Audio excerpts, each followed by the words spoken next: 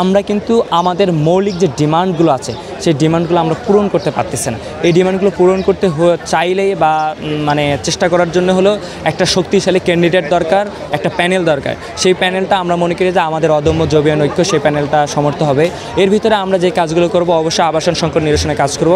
আমাদের চলমান যতগুলো প্রকল্প আছে সেই প্রকল্প যাতে কোনোভাবেই যাতে সেটা বাধার সম্মুখীন না হয়, বন্ধ হয়ে না যায়, সেটা যাতে জবাবদিহিতার মধ্যে থাকে এবং যথাসময়ে এই কাজগুলো তাদের সম্পন্ন করে, আমরা সেই জন্য কাজ করব। এবং আমরা বর্তমান ক্যাম্পাসে যতগুলো চলমান সংকট হচ্ছে, যেমন ক্যাফেটেরিয়ার জায়গার সংকট, খাবারের মান খারাপ, আমাদের ফুড কোর্টের অবস্থা খারাপ, আমাদের পরিবহনে প্রায় অর্ধেক স্টুডেন্ট যাতায়াত করে, পরিবহনের যথেষ্ট ঘাটতি রয়েছে। বিশেষ করে আমাদের যারা ছাত্র হলে আমাদের আসন্না ফাউন্ডেশনে যারা রেগুলার যাতায়াত করতেছে তাদের আবাসনের সংকট, আমাদের শাটল বাসটা কীভাবে বৃদ্ধি করা যায়।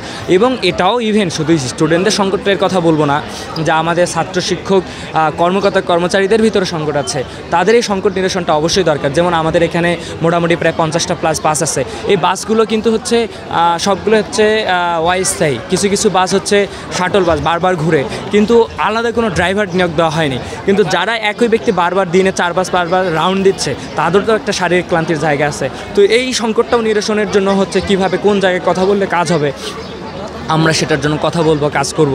আমরা এই বিষয়গুলো সামনে রাখছি। আর সর্বোপরি এখানে শিক্ষার্থীরা আসে পড়াশোনার জন্য, তারা এখান থেকে একটা খুব ভালো একটা কেরিয়ার গঠন করে যাতে বের হয়ে যেতে পারে, আমরা সেই ধরনের কাজ করার চেষ্টা করব। অবশ্যই শিক্ষা, এই জগন্নাথ বিশ্ববিদ্যালয় অবশ্যই যাতে শিক্ষা সেক্টরে, গবেষণা সেক্টরে পুরো বাংলাদেশে, শুধু পুরো বাংলাদেশে নয়, পুরো বিশ্বে যাতে অসামান্য অবদান রাখতে পারে, আমরা সেই আশা করি এবং সেইভাবে আমরা কাজ করব। সেই ইস্তাহারে আমরা দেবো ইনশাল্লাহ।